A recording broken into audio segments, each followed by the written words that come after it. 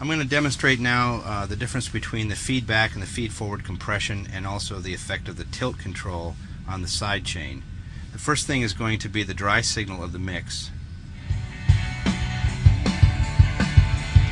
Now I'm going to pan this over to the compression side, and you'll be able to see how flattened it gets because I'm basically running a 20:1 compression ratio, and this is going to be into the feed-forward mode, which is like most of the newer compressors.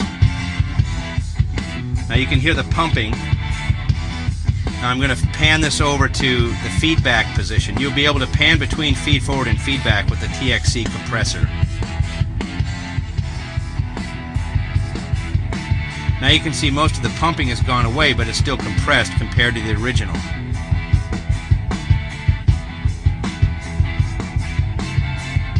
Now I'm going to put it back into the feed-forward mode, and I'm going to turn the tilt control, which is the same tilt control that's on our mic preamplifier, all the way over so it's boosting the lows and cutting the highs, and you'll be able to see the dramatic effect on the pumping there.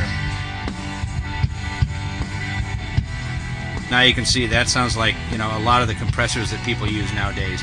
Now if I go to the feedback mode with that boosting the low end,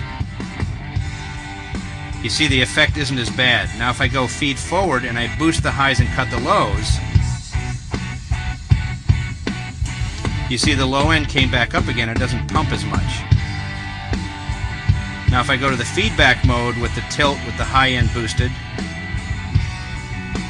now you don't hear any pumping at all. And keep in mind we're running a 20:1 ratio.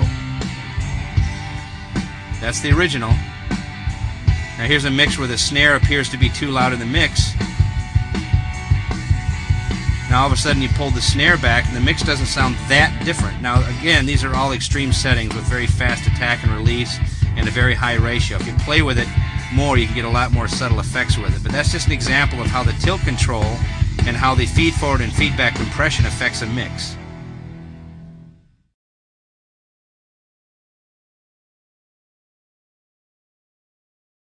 The first thing I'm going to do is show how you can take a snare drum that has some dynamics in it, and to demonstrate how fast the attack time is, we're going to completely flatten the snare drum.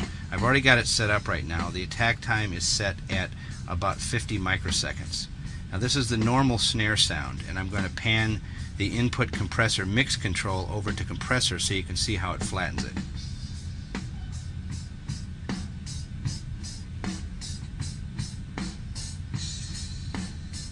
Now the attack time is so quick that it's taking all the dynamics of the snare drum and just about making background and front levels equal. Now I can take the compression ratio, which is now set at 20:1, and I can actually go beyond 20:1 into negative compression. So now you're just getting a pop. Now if you bring the attack time up, you can start to see that you now have a pop in the snare. I compare that to the original that sounds a little flat.